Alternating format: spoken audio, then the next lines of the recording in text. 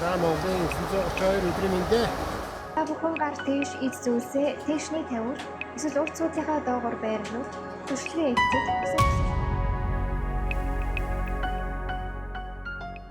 Тэнгэрт дархалсан 70 жил.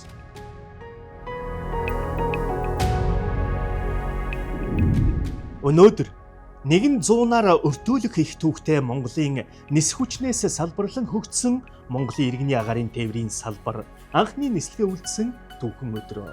Хөдөлмөрийн гавьяаны улаан түгийн болон Сүхбаатарын одонд Мят төрийн өмчит хувьцаат компани түүхт 70 жилийн ой тохиож байна. 1956-аас 1966 он. Бүгд найрамдах Монгол ард улсын сайд нарын зөвлөл 1956 оны 6 дугаар сарын 1-нд Улаанбаатар хотоос ховд, мөрөн, дорндын чиглэлд иргэний агаарын шуудан тээврийн харилцаа нээх тухай 272 тот тогтоол гаргаж 1956 оны 7 дугаар сарын 7-нд ардын хувьсгалын 35 жилийн ойг тохиолдуулан зорчигч шуудан харилцааг нээх орон нутгийн анхны нислэгийг Аан 2 онгоцоор үйлдснээр Монголын иргэний агаарын тээвэр үйл ажиллагаагаа эхлүүлжээ. Тухайн үед Завхан, Говьалтай, Увс, Ховд, Баяулгийн зэрэг 9 аймагт 7 хоногт нэг удаа орон нутгийн шуудангийн нислэг хийж байлаа. 1957 оны 12 дугаар сарын 28-нд зөвлөлт холбоот улсаас ил 14 онгоц 5-ыг бэлгэлсэнийг орон нутгийн зорчигч тээвэрт нэвтрүүлж Улаанбаатар мөрөн Дундгов чиглэлд нислэг үйлдсэн байна. Иргэний агаарын тээврийн салбар хөгжиж, үйлчилгээ нь инхүү үргэлжсэн тул агаарын зайн анхны хуулийг бүгд найрамдах Монгол ард улсын ардын хурлын тэргүүлэгчдийн 172 дугаар зарилгаар баталжээ. 1958 онд бүгд найрамдах Монгол ард улс болон бүгд найрамдах Хятад ард улс хооронд эрхүү Улаанбаатар Бээжин хот хооронд агаарын тээврийн аялал нээхээр тохиролцож 11-р сараас эхлэн ил 14 онгоцоор нислэг хийж эхэлсэн юм. Мөн Улаанбаатар Москва, Улаанбаатар шугамд ачааны ил 14 онгоцоор экипажийн дарга нисгэгч борын дашд орж, 2-р нисгэгч дашчамцын даваад орж, нисгэгч механикч гонгорын цэрэнд орж, нисэх холбоочин цагааны үлзий тогтохноор анх удаа 10,000 гаруй километр зайд амжилттай нислэг үйлдснээр олон улсын нислэгийг эхлүүлжээ.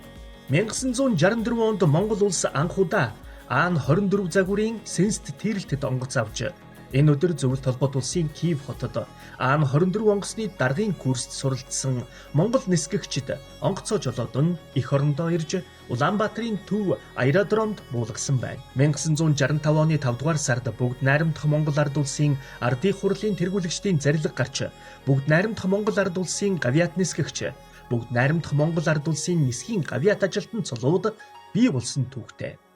Өнөөдрийг хүртэл Монголын иргэний агаарын тээвэр гэх том айлаас хөдөлмөрийн баатар 2 Монгол улсын гавьяат цолтон 30 гаруй төрөн гарчээ. 1966 онд Монголын иргэний агаарын тээвэр нь 13 аймаг, 55 сангийн аж ахуй, суманд 7 хоногт 2-7 удаа олон улсын шугамд Аан 24 онгоц нислэг үлдэж байсан түүхтэй. 1966-аас 1976 он. 1966 онд иргэний агаарын тээврийн салбарт зорчигч тээвэрлэлт 2.7 дахин, тээсэн ачаа 1.5 дахин, аэродромын тоо 2 дахин, агаарын замын урт 2 дахин, онгоцны тоо 20%-аар тус өссөн эдийн засгийн өсөлтийн онцгой үе юм. Улс ардын аж ахуйг 1968-аас 1970 онд хөгжүүлэх удирдамжид зорчигч эргэлтийг 2.5 дахин, онгоцны тоог 20%-аар нэмэгдүүлэхийн хамт бүх сум нэгдлийн 30-аас доошгүй хувийг агаарын тээврээр үйлчлэх зорилт дэвшүүлснээр шинэ аэродромууд нээж боловсон хүчнийг бэлтгэхэд агаарын харилцааны газар тухайн үед ихээхэн анхаарчээ.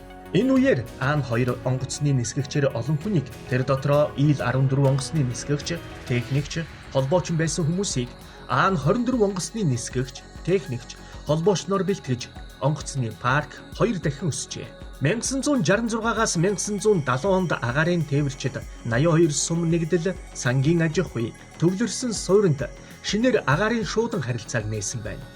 Ийхүү агаарын тээврийн үйлчлэх хүрээ нэмэгдснээр нисэх онгоцны паркийг 3 дахин нэмэгдүүлсэн нь нислэг үйлдвэрлэлийн оргил үе байлаа. Энэ хүрээнд 1970 онд агаарын тээврийн үйлчилгээний бааз байгуулж Аан 2 онгоцонд дундын их засвар Ил-14 болон Ан-24 агарын хөлгийн хөдөлгүүр солих хүн хэлбэрийн цаг үеийн үйлчилгээнүүдийг бие даан хийдэг болжээ.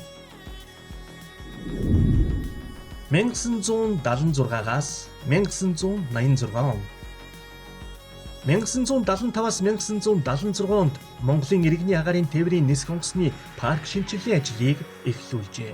Энэ он жилүүдэд иргэний агаарын тээврийн салбар зорчигч ачаа тээврийн эргэлтийг нэмэгдүүлэх, боловсон хүчин бэлтгэх, чадварчуулахад онцгой анхаарчээ. 1975-аас 1978 онд зөвлөлт холбоот улсаас ачаа тээврийн хэрэгцээнд зориулан Ан-26 онгоц 2-ыг анх худалдан авсан байна. Шинэ онгоц авах бүрд боловсон хүчнийг бэлтгэх, сургах, дадлагжуулах ажил ундран. Тэгвэл 1980 он хүртэл тус салбарт багшлах боловсон хүчин дутагдaltaй байсан бол нисгэгч мэргэжлийн хүмүүсийг хөдөлгөөний диспетчер болтгох 45 хоногийн төр курсээр мэргэжил эзэмшүүлэн залуучуудыг дагалдуулан сургах болжээ. 1986-аас 1996 он сайд нарын зөвлөлийн 1978 оны 298 дугаар тогтоолоор иргэний агаарын тээврийн удирдлагын ерөнхий газарт сургалтын байнгын курс байгуулах шийдвэр гаргаж 1980-аас 1983 онд нисгэгч, техникч, холбоочин, нисэх буудлын дарга, онгоцны үйлчлэгч зэрэг мэргэжлийн 249 хүнийг давтан 59 хүнийг Ан-24 онгоцны дарга, 2 дугаар нисгэгч хөдөлгөөний диспетчер зэрэг мэргэжлэр 55 хүнийг бэлтгэсэн. Тэр үеэс өнөөдрийн сургалт судалгааны төвүүдийн суурь тавигджээ. 1996-аас 2006 он Мят компани 1996 онд олон улсын агаарын тээвэрлэгчдийн холбоонд элсснээр дэлхийн агаарын тээвэрлэгчдтэй харилцаа, хамтын ажиллагаагаа өргөжүүлэх боломж нээгджээ. Өмнө нь зөвлөлт холбоот улс болон Хятад улс руу нислэг үлдэж байсан бол 1995 онд Сөүл, 1996 онд холбооны бүгд найрамдах Герман улсын Берлин, Японы Осака хотууд руу нислэг үлдэх болсноор олон улсын нисэх тээврийн салбарт шинэ бодлого өнгө төрхтэйгээр ажиллаж эхэлжээ. 1994-өөс 1996 онд Мят компани өөрийн мэдлийн үл хөдлөх хөрөнгөтэй болох томоохон зорилтыг тавьж хөрөнгө оруулалт хийж өөрийн эзэмшлийн ажлын байртай болсон байдаг.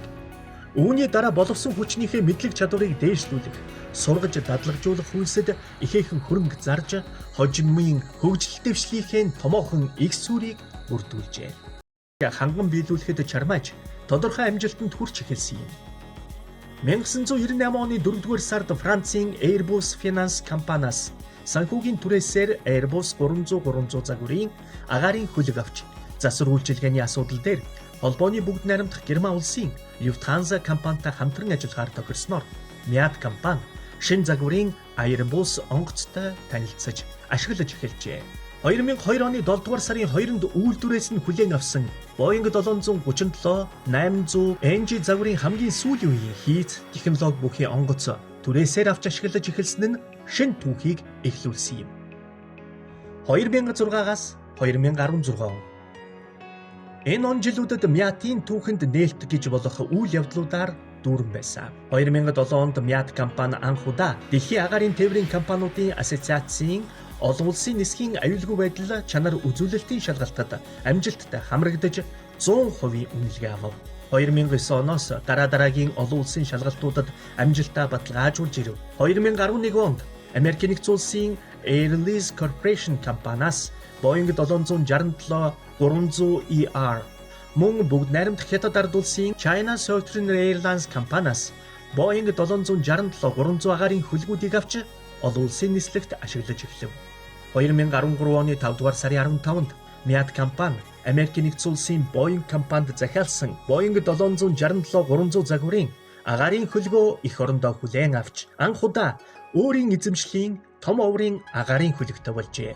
2014 онд Мят төрийн өмчит хувьцаат компани агаарын хөлгийн засвар үйлчилгээний газрын инженер техникийн бие бүрэлдэхүүн Таиландын Вант улсын Oriental Airlines авиакомпани агаарын хөлгүүдэд хүн хэлбэрийн техник үйлчилгээг амжилттай хийж гүйцэтгэж улмаар Оросын холбооны улс болон тусгаар улсуудын хамтын нийгэмлэг Азийн бүсийн агаарын хөлгийн засвар үйлчилгээний ажлын үдсгэлийн яармагт оролцсон ур чадвараа танилцуулж компанида нэмэлт орлого олж ирэх үүдийг нээжээ. 2016 онд хойд хөрш Оросын холбооны улсын агаарын хөлгийн засвар үйлчилгээний зах зээлд анх удаа хөл тавьж Utair Aviation, Royal Flight Airlines, Al Rosa зэрэг авиакомпанитай техникийн үйлчилгээ, хамтын ажиллагааны гэрээ байгуулан агаарын хөлгийн засвар үйлчилгээг хийж эхэлжээ. 2017 онд Тайландын Jet Asia компани, 2018 онд Америк нэгдсэн улсын Dynamic Airways компани агаарын хөлгийн хөдөлгүүр солих ажлыг гүйцэтгэсэн нь Мятийн түүхэнд бас нэгэн шинэ хуудсыг нээсэн юм. 2016-аас 2026 он Мят компани инженер техникийн ажилтнууд нисгэгчд ур чадвараа дэлхийн нийтэд харуулж чадсан амжилтаар энэ он жилүүд дүүрэн байлаа. Дэлхийн нийтийг хөл хороонд оруулсан цар тахлын үед Мят компани тусгай үүргийн 142 удаагийн нислэг үлдэж 26,000 гаруй иргэнэ эх орондоо 9,000 давчирч түүхийн хуудсанд тодор үлдэх онцгой үүргийг гүйцэтгэж байсан. Мөн ойрхон орондын дайны бүс нутгаас иргэдэд татаа авах Монгол улсын засгийн газрын шийдвэрийн дагуу Мят төрийн өмчит хувьцаат компани Улаанбаатар Дубай Улаанбаатар чиглэлд Boeing 767 загварын 252 суудалтай онгоцоор тусгай үүргийн нислэг үлдэж эх орондоо ирэх хүсэлт гаргасан 91 иргэнийг авчирсан юм а. Мят төрийн өмчит хувьцаат компани зуны нислэгийн оргил ачааллын үед Малайзийн Air Asia компани A330-300 агаарын хөлгийг 2022 оны 7 дугаар сарын 10-наас 2 сарын хугацаатаагаар нойтон түрээсээр авч Европ чиглэл болох Франкфурт, Стамбул хотууд руу нисэх нислэгийн давтамж зорчигчдын ачаа тэшүүлэн карго ачааны хоцрогдлыг шийдэж байв. 2023 оноос Ирландын AirCap компаниас урт хугацааны түрээсээр өргөн их биетэй Boeing 787 9 загварын агаарын 2 хөлгийг авч олон улсын нислэгт ашиглаж байна. 2024 онд Мят компани олон улсын агаарын тээвэрлэгчдийн холбоо IATA-гийн аюулгүй байдлын Ayazago гэсэн хоёр төрлийн гэрчилгээжилтийн аудит шалгалтыг 9 дахь удаага амжилттай өгч Арабын нэгдсэн Эмират улсын Дубай хатнууд чуулсан олон улсын агаарын тээвэрлэгчдийн холбооны 80 дахь удаагийн дээд хэмжээний уулзалтын үеэр IATA-гийн захирлуудын зөвлөлийн гишүүнээр сонгогдсон юм а.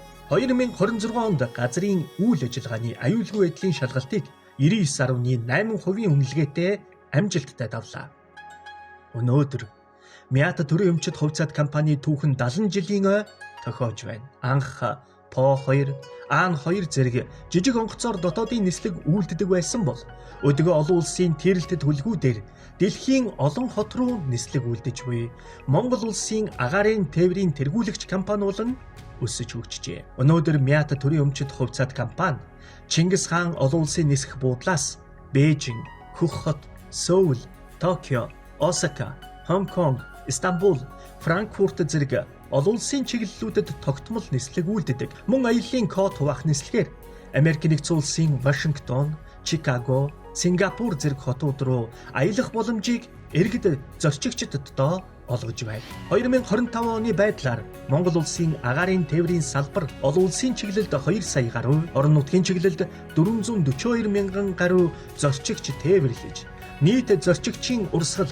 2.4 сая хүрлээ. Энэ нь өмнөх оныхтой харьцуулахад 13%-аар, цар тахлын өмнөх 2019-ний төвшнөөс 51%-аар өссөн үзүүлэлт юм. Мят төрийн өмчит хувьцаат компани хувьд өнөөдөр агаарын 10 хөлгөөр олон улсын 14, орон нутгийн 10 чиглэлд тогтмол нислэг үйлдэж өнгөрсөн хугацаанд 25.7 сая зорчигч тээвэрлэн дэлхийг 14 мянган удаа тойрох хэмжээний замыг туулаад байна. Төрийн өмчит компаниуд дундаа тогтвортой, үр ашигтай ажиллаж байгаа шилдэг байгууллагын нэг Мят төрийн өмчит хувьцаат компани 2026 онд Монгол улсын топ 100 аж ахуйн нэгжээр 17 жил дараалан шалгарч 2026 онд 17 дахь батламжаа гардан авлаа. 70 жилийн ойгоо өгтөж Мят компани агаарын хөлгийн засвар үйлчилгээний газар инженер техникийн ажилтнууд Boeing 787-9 Dreamliner өргөн биет агаарын хөлгийг Монгол улсад анх удаа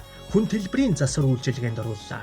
Мят компани Монголын иргэний агаарын тээвэрт түүх бүтээсэн 70 жилийн ойн баяр улс эх орондоо оруулсан хувь нэмрийг төр засаг үнэлж Монгол улсын ерөнхийлөгч зарлиг гаргаж Мят компанийг Сүхбаатарын одонгоор шагнаж алдаршуулв. Монголын иргэний агаарын тээврийн түүх бол ганц компани түүх бишээ. Мянган ажилтан албан хаагчдын, нислэгийн бие бүрэлдэхүүний, газрын үйлчилгээний ажилчдын, Онгоцны аюулгүй ажиллагааг хариуцсан бэлдэж, цаг наргүй ажиллаж байдаг инженер техникийн ажилчдын, үйлчлэгчдийн, ахмад буурлуудын маань нүрх хөдөлмөр, төвчээр, хариуцлага, хичээл зүтгэл, ур чадвар, мэдлэг боловсролоор бүтсэн Монголын нисхийн салбарын ирээдүйн хөгжлийн түүх юм.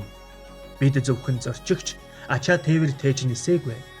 Эх орныхоо хөгжил дэвшил, өв их түүх соёл, үндэсний дархлааг теннисч, дэлхийн хөгжил дэвшил, шин ололт амжилтыг тээвэрлэж ирээдүйн зүг эвийн хүчээр нисч байна. Өнгөрсөн 70 жил бол түүх. Ирэх 70 жил бол шин өндөрлөг. Монголын хөх тэнгэрээс дэлхийг чиглэсэн нислэгийн замнал ийхүү үргэлжилсээр